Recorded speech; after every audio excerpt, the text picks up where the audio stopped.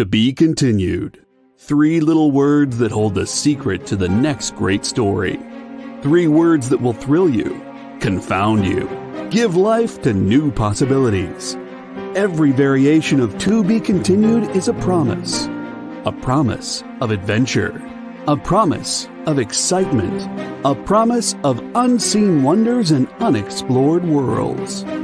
A promise that every issue you read makes you a part of a never-ending journey, and behind every page there will be an unopened door waiting for you. This story to be continued at your local comic book shop today. Visit comicshoplocator.com today.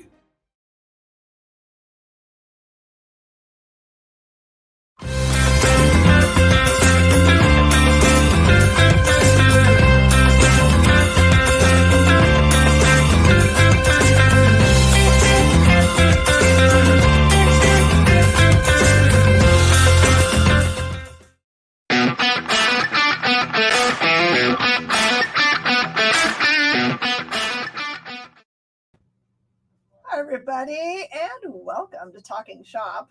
I turned the camera a little bit today so you can see other parts of our store except for the same backdrop we always do. This is our super, hopefully, informative show that we put on every single Monday with the idea that we will be interviewing for you someone who has a creative work that is coming out this week or very soon, because sometimes the paper thing and shipping make things have a different release date than what's originally intended.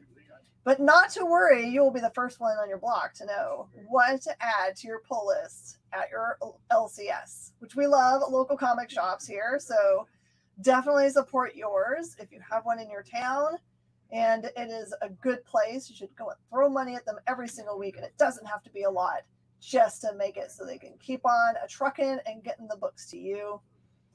Please welcome to the show today, Ben Hunting. Hi, Jen. How are you?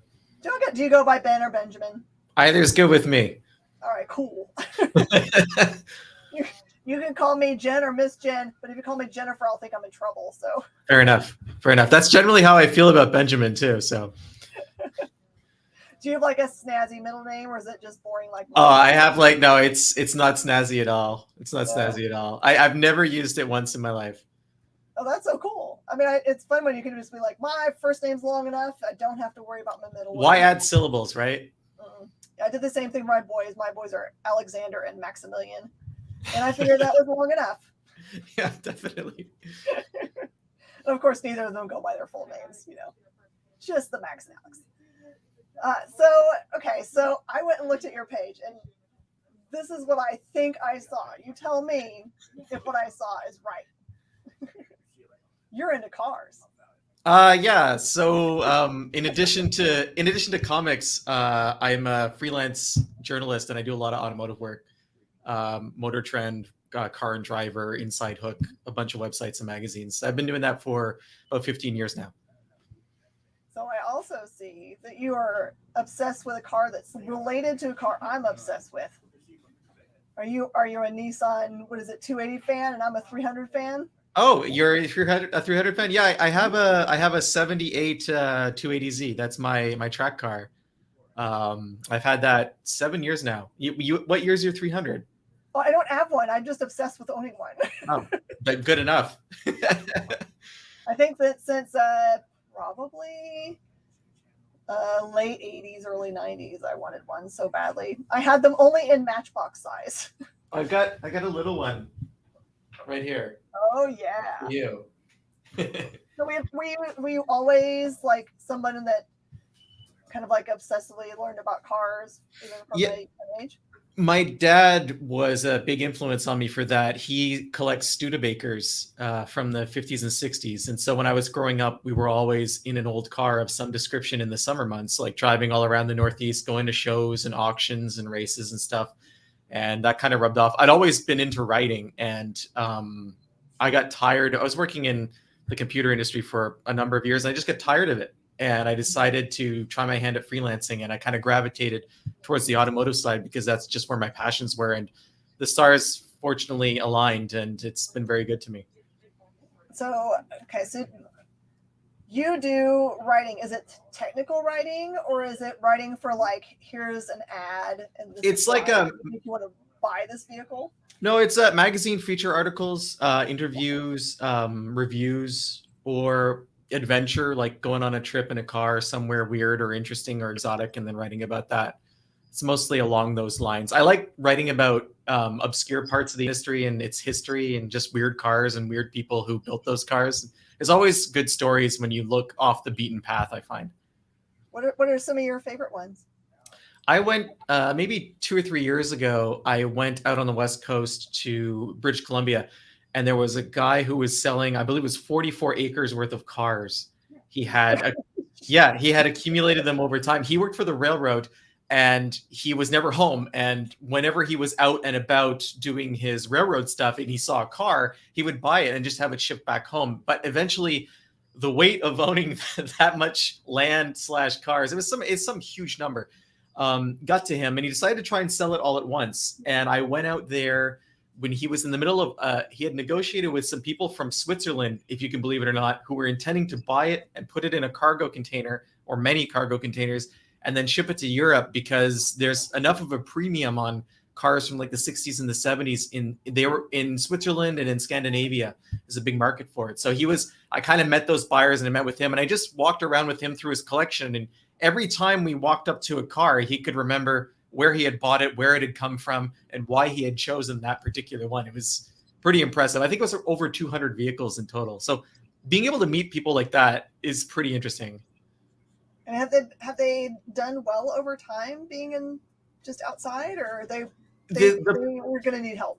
He's in a part of British Columbia called, or near Kelowna, which is an interesting region of the province that is actually known for its wineries, which is not something you really think of when you think of Canada, but they have a very stable microclimate. It's not really that wet. And so the rust and whatnot doesn't really get to the cars. I mean, it's not like you guys out in Texas where, you know, you're gifted with the anti-tin worm. But it's for Canada, it's probably one of the better places. So a lot of the cars were in really great shape. That is so cool. What is the most rare car that you've gotten to write about? I got to drive maybe 3 or 4 years ago. I went to Hiroshima and to Mazda's factory that's there, and they have a test track, and they brought out an owner's club of this car called the Cosmo that they made in the 60s. And it's a really, really cool car. It has a rotary engine. It's very lightweight. It's beautifully styled, but they weren't sold in North America. It's not a car I ever expected I'd get a chance to drive. And the best part of it was the owners who were there with their cars, who let us drive them on the track, but also they talked about their passion for these vehicles. The vehicle had actually been in a Japanese anime in the 70s or late 60s. And a lot of these men, they were in their 60s, late 60s themselves. They had first seen the car while watching that anime, and they became passionate about it. And they ended up, they're the stewards of these very rare vehicles now. And I just felt so privileged that someone would allow me to get behind the wheel of something that's so treasured to them. And not only were they letting us do that, they were excited. They wanted to tell us everything about it. They wanted to share their passion with us. And that was a really cool experience. That'll never happen again. I'm never going to drive a Cosmo. I'm never going to meet those people. And being in that moment is a great memory. Sounds like to me that you like what you do for a living in writing about cars is more related to the human aspect about the car than it is about the car itself. That's usually where the stories are. It's usually the people. The metal is great, but that metal's there because someone made a choice, whether it was a weird choice or some unusual decision, or they had a problem they had to solve that no one had ever been able to handle before. And a lot of the storylines that lead to the vehicles that we drive are pretty intriguing. So are you a person that names your vehicles? Oh, no. I don't. I try not to anthropomorphize objects. Like anytime you own something that if someone blows a stop sign could be taken out of your life instantly, I feel like you got to be careful with attachments. Well, I'm not saying it's not painful when your giant, puppy on 4 tires goes bad. Yeah. It's fun until then. I've named every single car that I've ever owned. What's the current name? Right now, I've got Virgil. Okay, that's good. He's a big Dodge Ram, and he looks like he's got a giant handlebar mustache. So, and then I had a Dodge Ram before that I named Maddie, who's also Tombstone, the movie related. So nice, excellent movie, by the way. So good. I think Val Kilmer's best role. That and Top Gun. It's really hard to choose. I still don't have any kind of idea how in the world Val did that part in the way that he did it, all in. And I don't think that he got a single nomination or it's insane for that at all. I completely agree. It's a really overlooked performance. I also found out recently that apparently Kurt Russell directed that entire movie, and the actual director was just a figurehead. Yeah, I mean, that's kind of come out recently. Is that the first director of the film showed up and just didn't quite know. Like, they were really great at writing and other things, but I don't think that they had an idea how to direct. And Kurt did and still does. So, I mean, it was all the better for it. Whatever they had to do, made it very nearly perfect. It's not often you come out with a movie that probably every single line is a quotable line. It's something if you're flipping through TV late at night, you end up staying up 2 hours past your bedtime because you find it. Yeah. You can't turn it off. There's no way. Yeah. There's not a lot of quiet lulls. And if they are, that in 2 minutes, there's your other favorite line that's going to show Exactly. Up. Someone's about to be someone's Huckleberry, and you got to stay around for that. Someone's going to walk on water. So tell me the story about how you got your Nissan. Oh, I was my previous track car. It got buried under 4 feet of water in my garage. I had a flood. Yeah, and it came up from the inside, and it was a Miata, and I loved it, and it was gone. Again, I didn't name it, so a little bit less heartbreak, but it sucked. And I was looking for something older and lightweight, and it's very, very hard to find old Japanese cars in Canada because they rust. I looked for about 9 or 10 months, and I ended up finding a car in upstate New York in Albany, or near Albany. I think it was actually Saratoga Springs, and it had been a California car originally. Okay. And I that's the story you hear all the time, right? Oh, it was a California car. So I went and looked at it, and it was rust-free. And the guy gave me a fair price, and I took it home, I think, that weekend. And it's been a project ever since then. But it's been great. I mean, it takes a lot of abuse. I do things I probably shouldn't do in that car on a racetrack, and it starts up every time. It's almost every time, and it's been really enjoyable. And it's nice because they made hundreds of thousands of them. So if I hit a wall or something bad happens, I'm not erasing a piece of history that's irreplaceable. And I think older cars should be driven. I think that's important. I mean, objet d'art that's great, but they're mechanical objects that we were meant to interact with their environment. And having them out in the world too, you get to have the experience of other people experiencing them and then talking to you about their memories of the car or what it means to them, because it looks so different from what you see on the road today. So it's very hard to ignore. I agree with that, because it's a low to the ground, long-nosed vehicle. Yep. And it's so nice. And surprisingly small and low. Like, it's scary in some traffic. I usually drive it to the track, and most of the tracks in my area are like 3-4 hours away.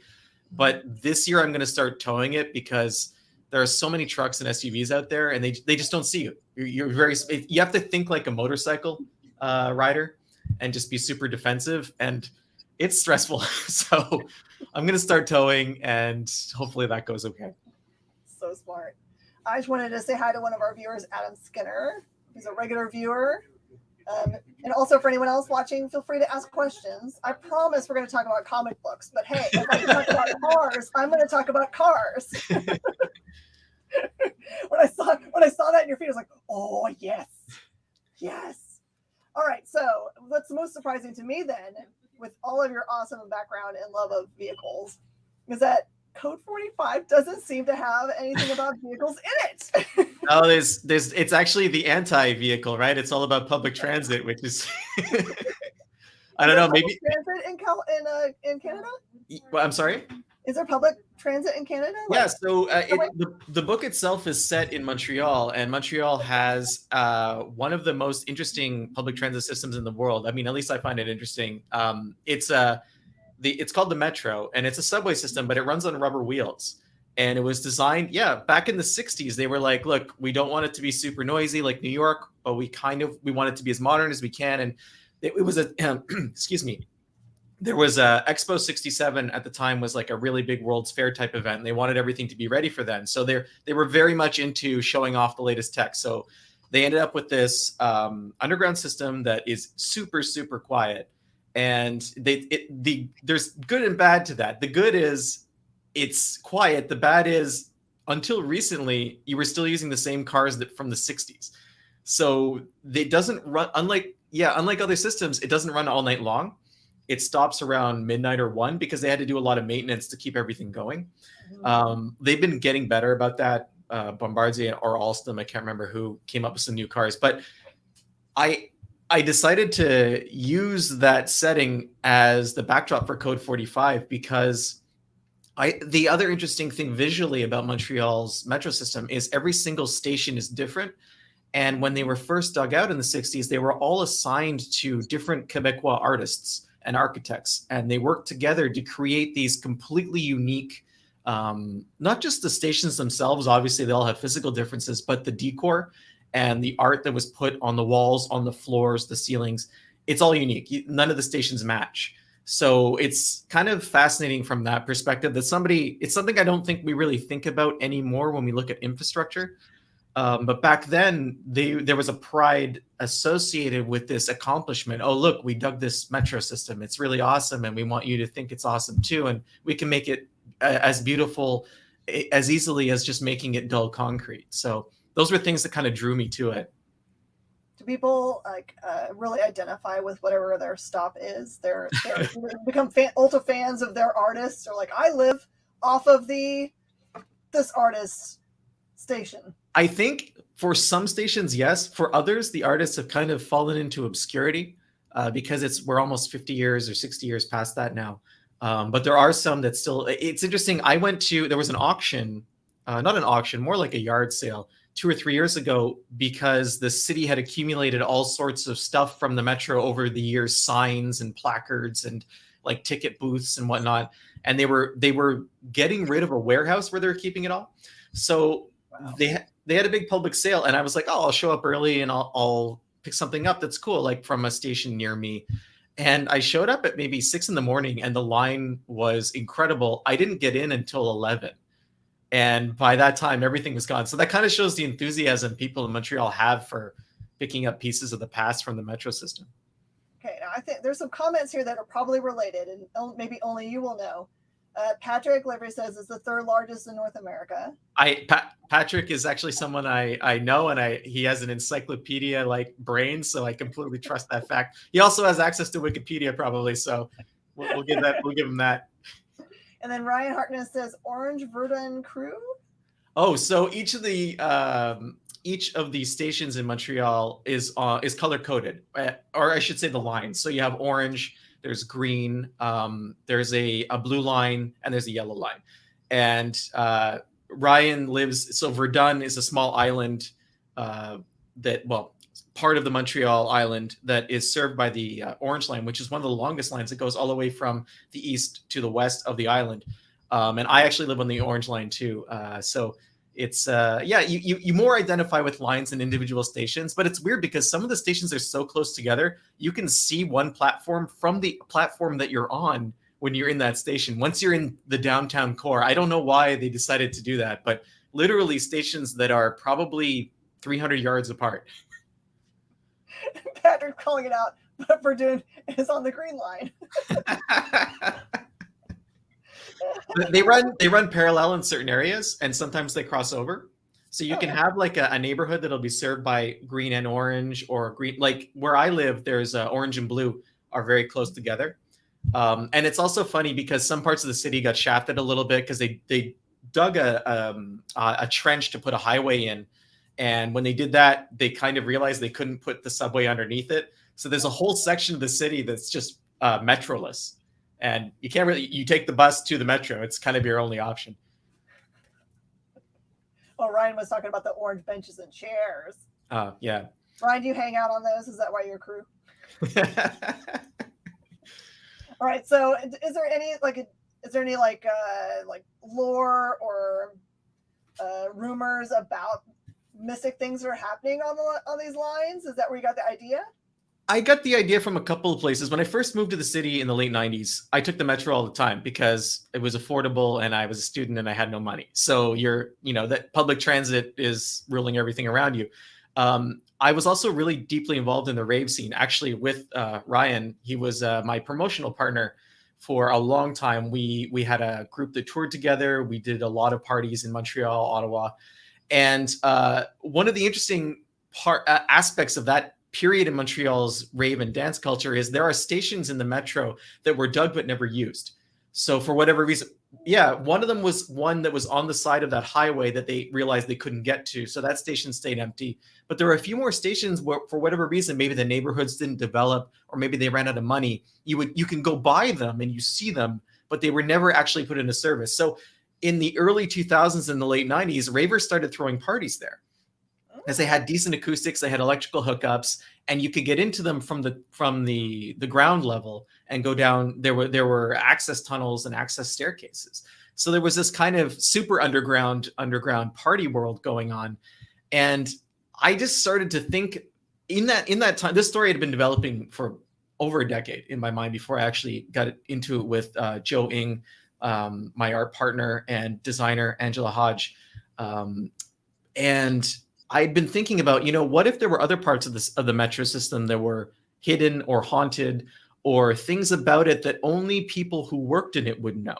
Oh, and what if those things were terrifying to the point where only the people on the night shift knew about them, and they were just tight-lipped about it? They couldn't. It was so scary that it was like an insular culture that had grown up around it. And that's where I started to think about the idea of dragons that lived underneath the city in these tunnels. And dragons appealed to me because physically, we always picture them as being enormous. But if you're in a subterranean environment like a metro tunnel, you can't really have this huge medieval style dragon unless you start warping reality a little bit. And once I went down that rabbit hole and realized that if I'm going with dragons, I don't have to adhere to what's real anymore. I can create this world where the people who are in it aren't even sure what's real and what's not. That really opened up a lot of storytelling ideas and some emotional points for me that I thought were important and that I wanted to get out.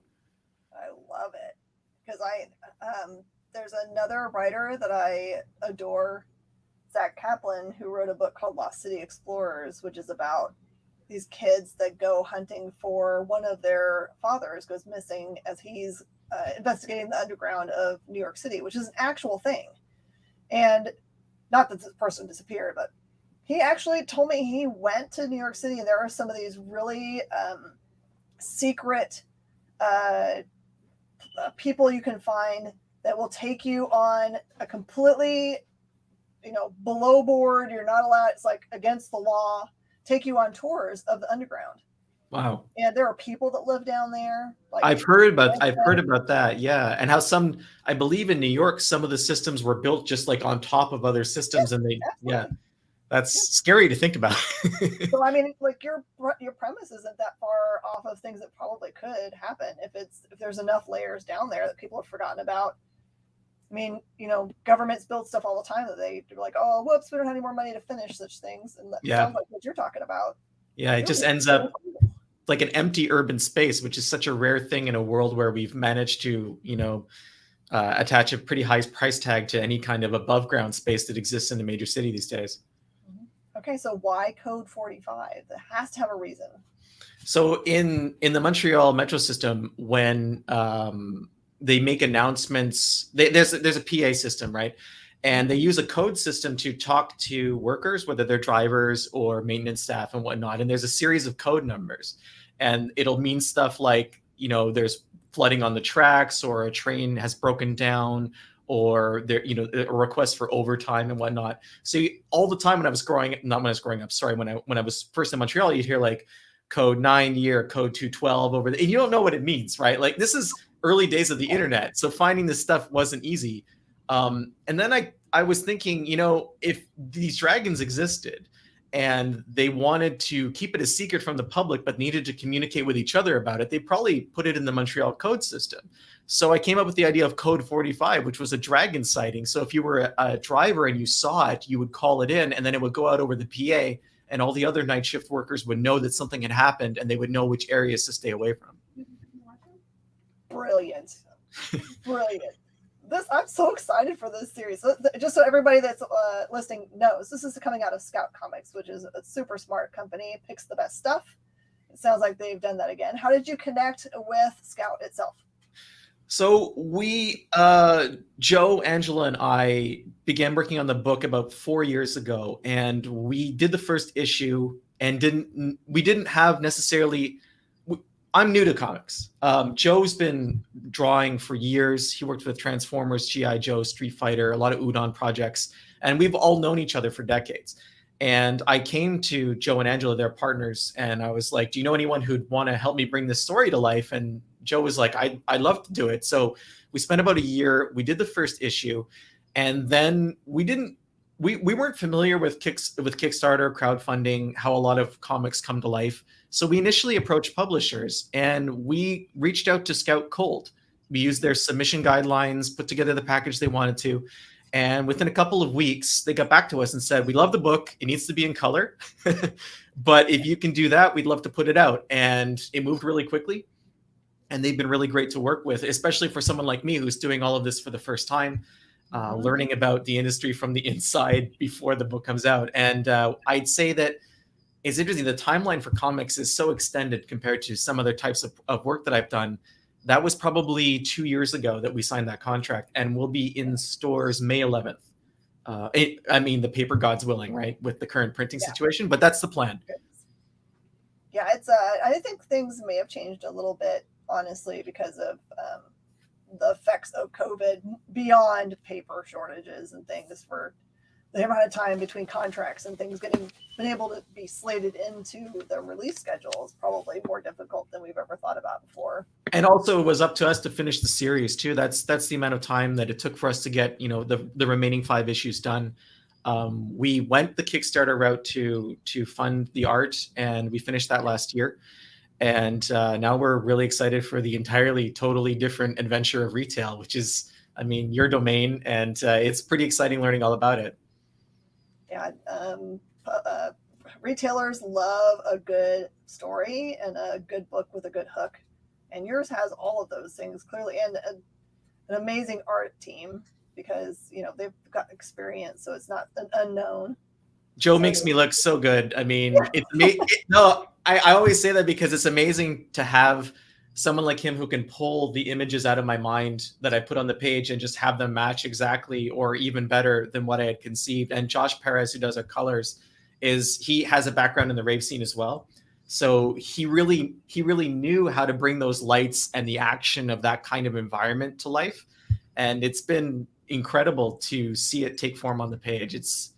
As someone who's worked almost exclusively with the written word and some video, it's been an incredible experience to just be in this different medium and learn how to communicate and how to collaborate with people who approach things so totally differently, and yet you're all working towards the same goal.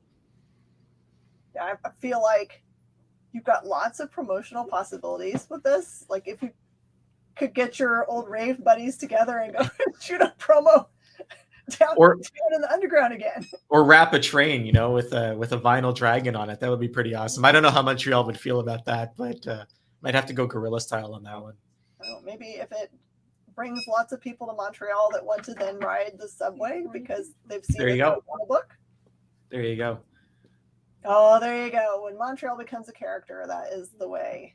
Absolutely, Ryan. Joe really dove into not just how the city looks in the parts of the book where we're above ground, but also he went into the architecture. He looked at those artists. He made sure that every station that we showed wasn't just a carbon copy or something that looked like a different part of North America.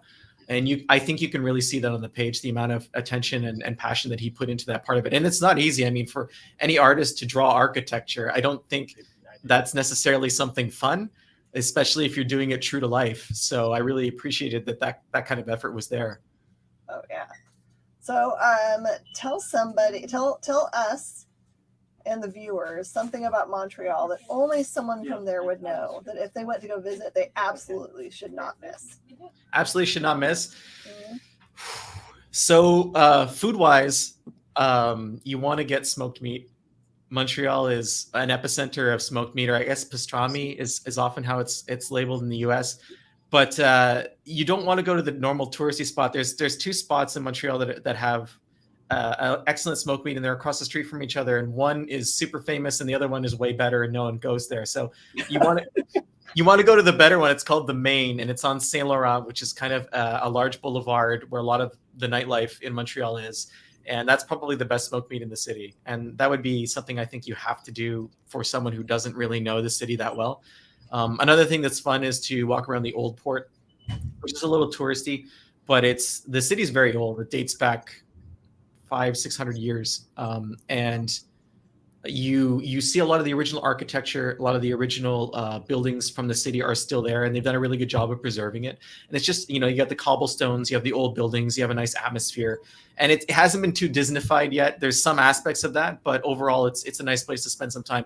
But my ultimate guide to Montreal is come in the summer, because the winter is horrible. It is horrendously cold. There's slush and snow everywhere, and you will be miserable. So like anytime from May until probably October, you're fine. Past that, just delay your trip.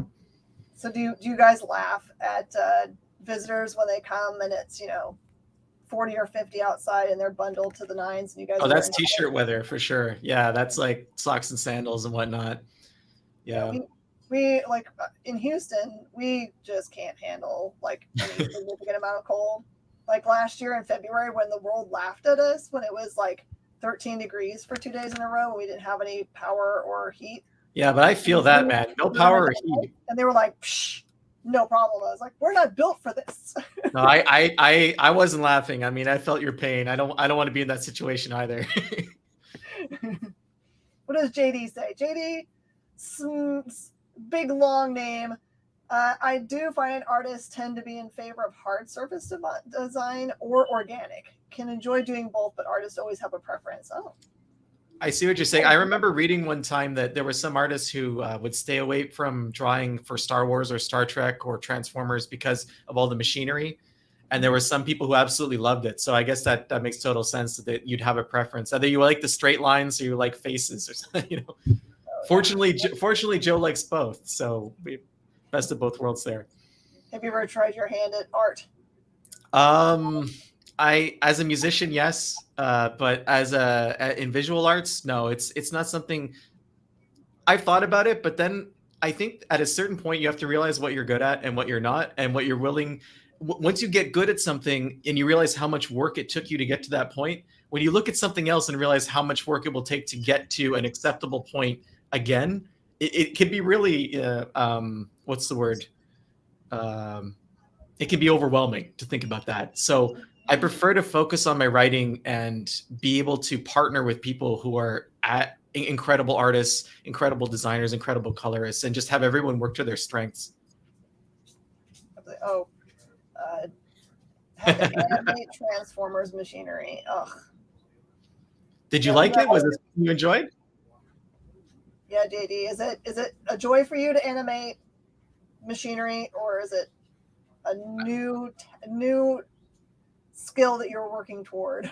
I know Joe really liked drawing Transformers. He was into that. And Josh has been coloring Transformers for a number of years, and they're both really into it. What's interesting is you can take that kind of environment, that robotic thing, and it seems sterile on the surface, but once you put your passion into it, it can really come to life in ways that you wouldn't expect.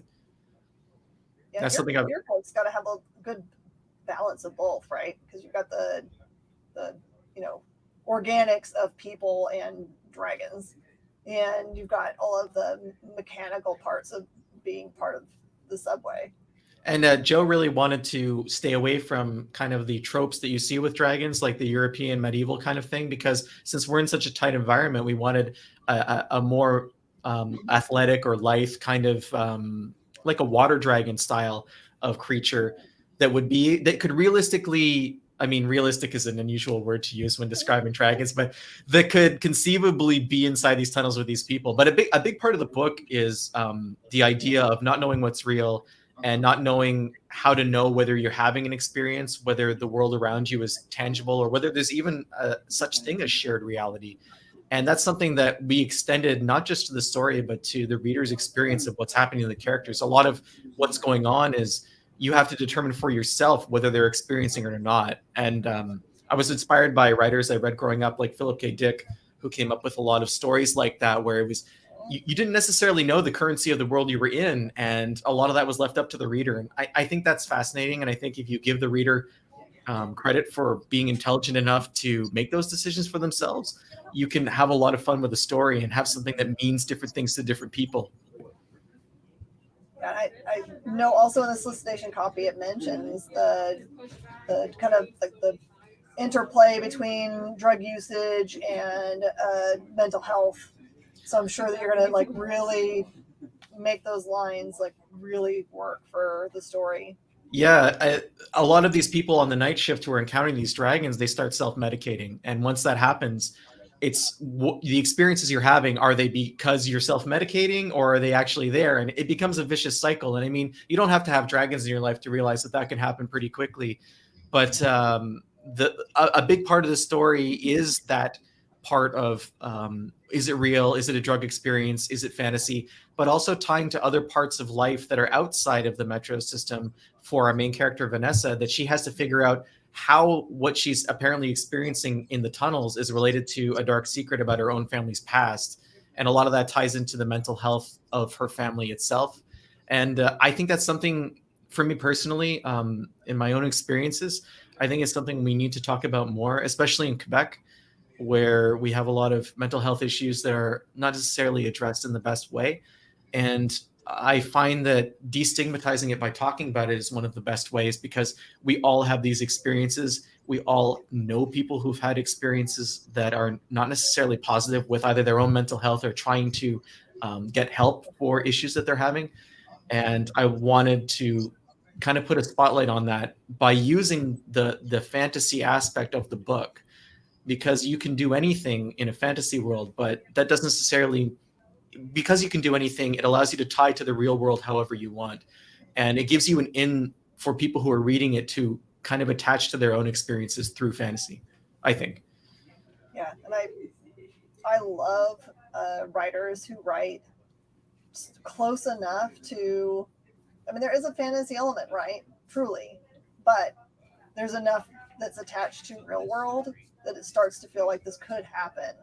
And when you blur those lines, it becomes a real story that you want to read. And when you blur those lines, it also reminds me, there was a filmmaker that I liked growing up a lot, David Cronenberg. He's a Canadian filmmaker. He did movies like Videodrome and Naked Lunch and Existence, and that was a similar line where it was inside. His movies felt very real, but there would always be a moment or an experience that kind of served as a conduit to a fantasy world. And that's the characters would go through that conduit, but they would bring the audience with them.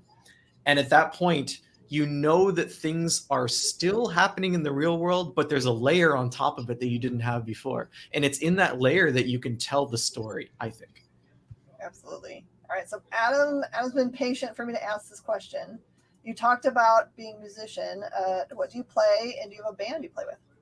I was in a band called Slammer Virus, and we were like a hardcore techno band with live guitar and techno beats. And I played guitar in that group. I play guitar, I play drums, I classically trained pianist. We had a small record label for a while, put some stuff out on online and on vinyl. And for a while in my early 20s, I really thought that's where my life was going to go, that it was going to be the life of a professional musician. Kind of glad it didn't go that way, because at this stage of my life, I can't imagine performing at 4 a.m. and then going to the next city and doing the same thing. It really, when you're younger, that's a lot more appealing. But I enjoyed it a lot, and I have so many great memories from that part of my life, and being in those raves and getting to play in front of a huge crowd or even a small crowd is always a privilege. And being able to connect with that kind of energy is amazing. And it really, I mean, when you're playing live in front of people and something goes wrong, you got to keep going. it's a very you have to think on your feet, and you can't take anything for granted. So I learned a lot from that, and it was a lot of fun. It was crazy, but it was a lot of fun. I've told lots of people this in like every industry. Like if you're doing a performance of any kind, if you mess up, if you don't show it on your face and just keep on going, people believe it was part of the performance. Exactly. It's like you can make it or break it by what you do with your face right now. Yeah, no one knows it's a problem until you make it a problem, right? I mean, we've had computer equipment go down, we had instruments go down, we had the worst event. I was once at an event where there was a giant strobing light rig that was around the whole stage. It was like, I would say 7-8 feet in the air, and it kept blowing the entire power for the venue. And it turned out that what happened was someone in the coat check room had plugged in a coffee maker into the exact same circuit that this giant strobe light was on. And as soon as they made coffee, they were blowing the power. So all of these performers are mid-set, and all of a sudden nothing. You're in a completely pitch black room with hundreds of people and you don't know why. And it took like 2 hours to figure that out. So there's always like weird chaos like that. You kind of just have to dance around and make the best of it. Oh yeah. Oh, Ryan says we must ask you about the blood. Oh, so it can sometimes help to perform if you're in character and you're no longer yourself. So when I played guitar, I would cover myself in stage blood, and I was and it's very effective because no one wants to approach the guy covered in stage blood, right? Like when you're at the venue, it's basically a big stay away sign. So I could get into my performance mindset and concentrate and be okay. But there were two problems with it. One is if it gets on guitar strings, it's not good. So I had to make sure it was dry enough to actually play. The other problem is stage blood dries kind of like a weird purple, and it stains your skin. So I was the super weird guy after the rave who was like my face and my hands, but like only up to my shoulders. There was like a farmer tan of purple on my body, and I would have to go home like that. And yeah, it's unusual to be like at a gas station filling up and you're covered in purple, and no one wants to talk to that guy either. So yeah, that good times. Oh my word. Not many people know that. No, I guess everyone knows that. Everybody does. Adam says you've been there. We had to get someone to run a generator for mid part of the show. Yeah. We showed up at a venue one time. We were promoting a party. It was a club called I can't remember. They were a big reggae club, and we had rented it for the evening. And our sound and light person opened their electric closet, and it was a rat's nest. It was just a complete rat's nest of cables. And he said, "I can't do anything with this. I'm washing my hands of it."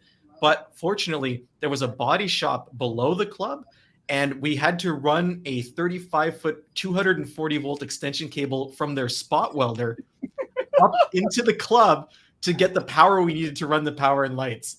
And I have no idea what we would have done if they hadn't been there at that point in time just before closing.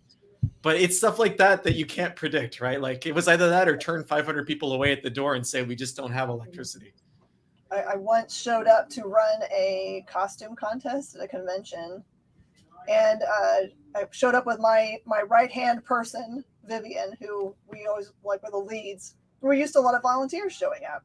We show up, we walk up to the sound guy, and the sound guy says, "Hey, we haven't been paid, so we're not staying to run the sound of the lights. I'll train Viv how to do them, and I'm out." Literally 2 people running an entire event. One of which is doing lights and sound. Yeah, I've never worked so hard in my whole life. That doesn't sound stressful at all. But no one knew. That was the whole thing when I'm talking about no one can know. No one knew. If anyone sees you at those controls, they assume you are a professional light and sound person. That's how it works. Otherwise, why would you be touching them, right? Like.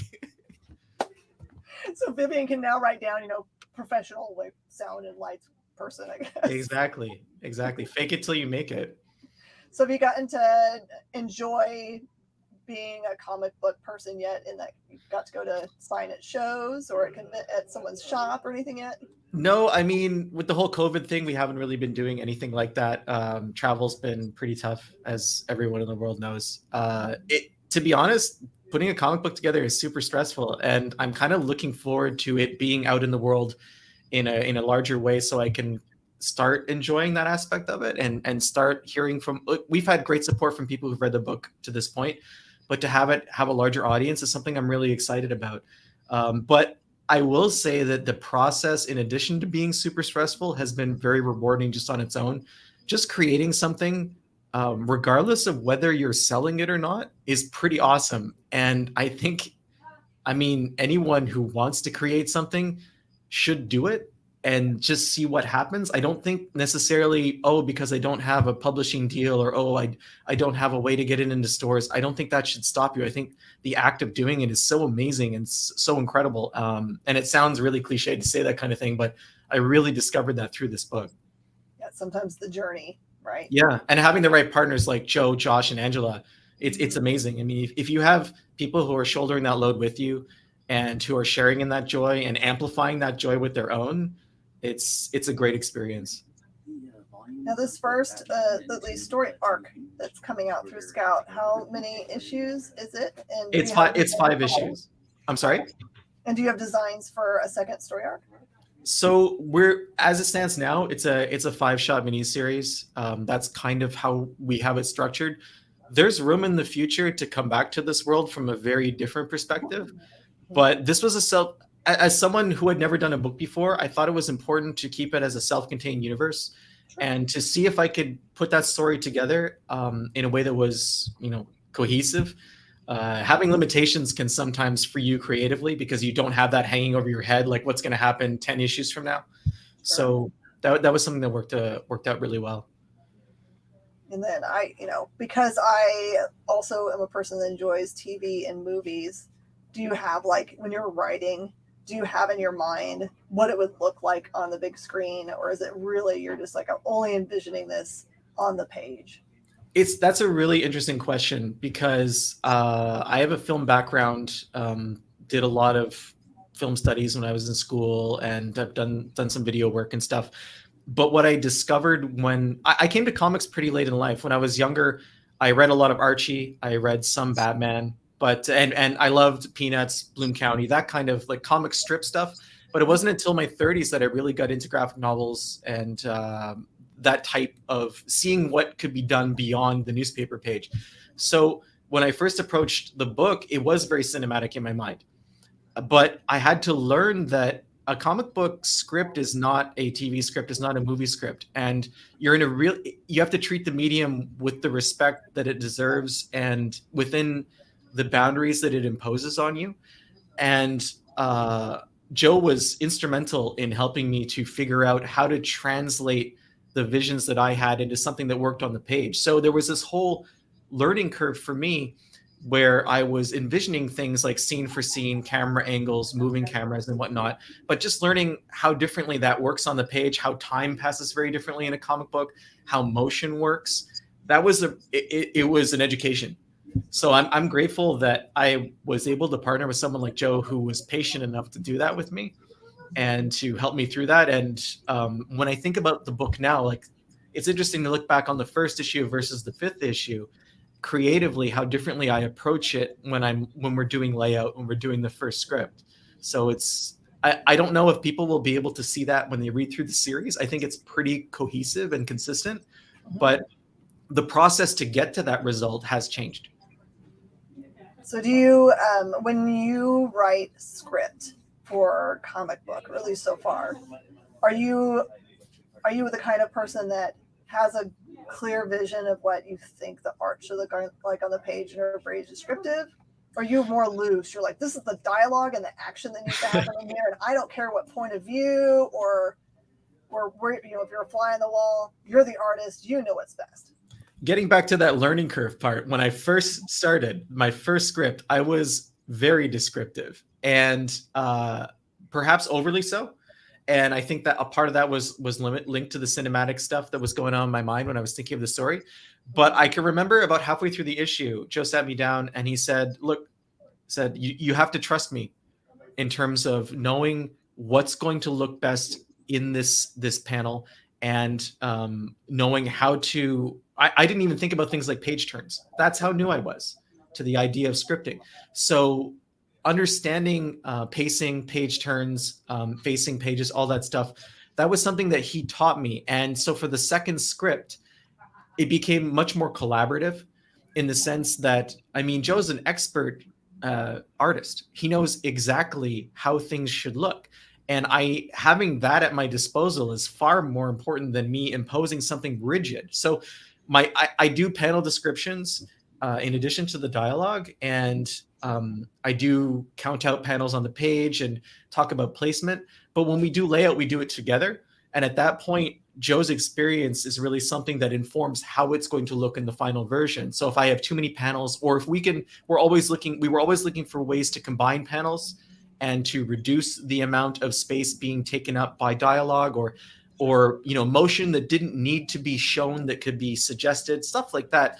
That's where the collaboration comes in the layout process. And it was incredibly insightful to have his perspective on how that should be. Can you think of any instances in the whole 5 issues that there was something that was significantly changed because of that dialogue between the two of you, and that with introspection is like, this made or broke that page?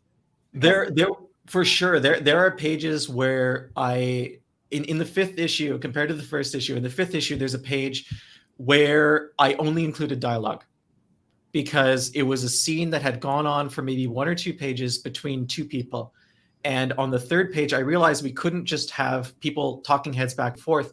And I included the dialogue, and I asked Joe, how do we make this visually interesting? What is the most interesting way to portray these people's communication? And he came up with something that I never would have thought of ever. And that's the journey that I've made as a writer to get to that point where it's entirely in his hands to create that kind of, and he knew right away, he knew how to keep that energy alive. And that and keeping panels down, I would have some pages that were like 9 panels, 10 panels, and you really start to box in your artist. I think at that, you're right, he's not my artist, the artist I collaborate with at that point. But I think that's an important distinction to make. If you're creating this prison that they have to work within. So that was something else. Keeping panel counts down was really helpful. And it worked for me too, because, for the story, it's easier on the eye if you're not just going back and forth from one panel to the next. Sure. Like I can think of some really creative storytelling that I've seen Tyler Boss do before, where all of a sudden everything becomes like pulled way back from the page. And it maybe even a double page spread where it's 2 people wandering through the scene, the whatever thing they've got on the page, but they're having their discussion as they wander through, but your eye follows them naturally, and it doesn't get bogged down with like, oh, they're here and then they're here and then they're here, and there are multiple times on this page. Your brain, just like the artist is so good at doing it that you don't even think to yourself that this is, like we're following around kind of like you remember the old family circus? Yeah, with the little dots. Like the dotted lines. It's the same thing, but you're like, yeah, our brain likes having direction, so we know what's the next dialogue we're supposed to be reading.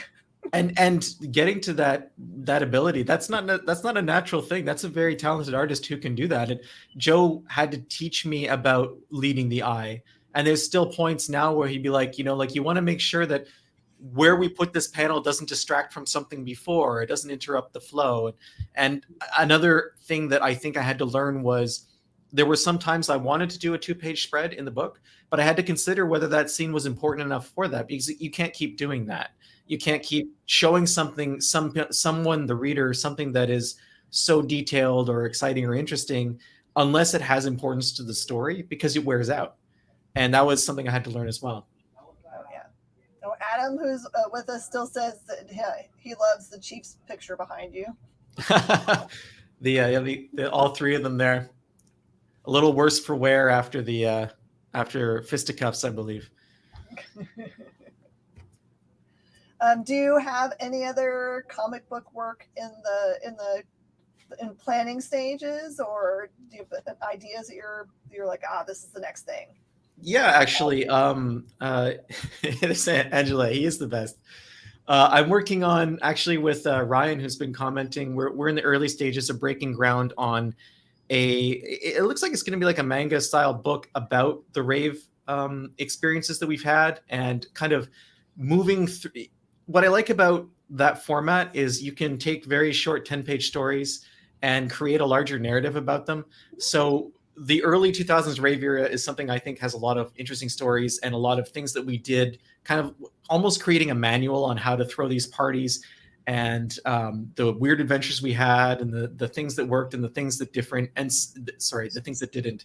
So we're kind of breaking ground on that story right now and figuring out how we're going to do that. But it's tough coming off of something like Code 45, which has taken up 4 years of my life, to think about the next thing. It's very gradual. And I'm trying to tell myself, you got to pace yourself. There's no need to have this done by the end of the summer or whatever. You take as much time as it needs. And I'm unfamiliar with this style and genre. So again, it's going to be a new learning curve, which is, I don't know why I decided to do that, but it seems to fit the story best. So that's kind of, new experiences are great. They just sometimes are slow. I think it's a brilliant thing to tackle that, because we just got done at the Comics Pro meeting, which is a professional comics industry meeting, and we were addressed by Bookscan, which is the NPP. NRB. I can't. There's like, they have initials. I can't remember right now. But they look at all bookstore and comic book store data and compile it and say what kind of books are being bought and sold over the year, and what are doing better and what are doing worse. And they were saying that manga has ruled the roost for quite a few years now. It's going to continue to. So it's definitely a form that that readers are kind of like going toward. So it'd be good to have one. And it's a challenge, right? And as if life doesn't have enough challenges, I'm gonna go find a fresh challenge and see how that works. But again, the format is interesting, but at the same time, as someone who's new to it, I'm not necessarily beholden to it. So I'm not sure how it will evolve stylistically or format wise. So that's kind of an interesting part of it too, I think, for us to approach it that way. It'd be kind of interesting if you wanted to take the format of manga but make it something different. Yeah. You can, right? Yeah, exactly. To make it fit the story. I think that's Code 45, the way we did that, it was the perfect way to tell the story. It was exactly the right format. And I think that trying to fit my next story into that same format wouldn't work. I don't necessarily, even though I know how to do it now, maybe that's what's telling me more that, hey, you need to try something different with this. And there are other stories I do have percolating that I think would fit the same style as Code 45. So there's that too. But it's like, there's so many stories and only so much time. You got to kind of put them in order and figure it all out. Oh, yeah. It's weird to talk about what's next when the book hasn't even hit shelves yet, right? So It's true.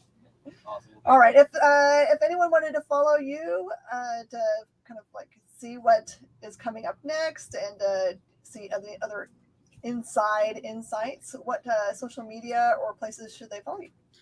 Sure. So for Code 45 itself, if you go to code-45.com, it'll take you to the section on my personal site that is dedicated to the book. We have dozens and dozens of blog posts talking about what it was like to create the book, fund it, find a publisher, develop characters, the music that's behind it. We have all sorts of really interesting stuff about that. So that's code-45.com. You can follow me on Twitter. I'm at Hunting Benjamin. And on Instagram, I'm also at Hunting Benjamin. I have to warn you, on Instagram, it's mostly cars and weird stuff that I find, I take pictures of. But the Twitter has a fair bit of comics content in addition to other things. So those are probably the best areas to find me. And if you want to find Joe online, his art is at Tricky Digits on Instagram. Tricky Digits. I like Tricky that. Digits, yeah. All right, everybody. Here's your reminder to add Code 45 to your pulls now. You've still got time before release day. It's enough time for them to have to make extra order if they must, or to get it straight from scout.com because you can. And again, big thanks to Scout Comics for everything they've done for us and walking us through this process and not treating us like the newbies that we are. I've had a really positive experience with them as a publisher, and as a first timer, I think that's pretty amazing. Yeah, we're huge fans of them here, so obviously. Okay, everybody, thank you for being with us on Talking Shop, and everyone give hearts and thumbs ups to Benjamin for coming on. And Thank you, Jen. more wishes for the release, and stick around on the experience, because coming up next, you've got Rex and John on Comics Collection. They're going to have a bunch of cool rare things for you to claim and get to your house soon. All right, everybody, we'll see you guys next time on Talking Shop. Thanks, Ben. Thank you, Jen. Bye-bye.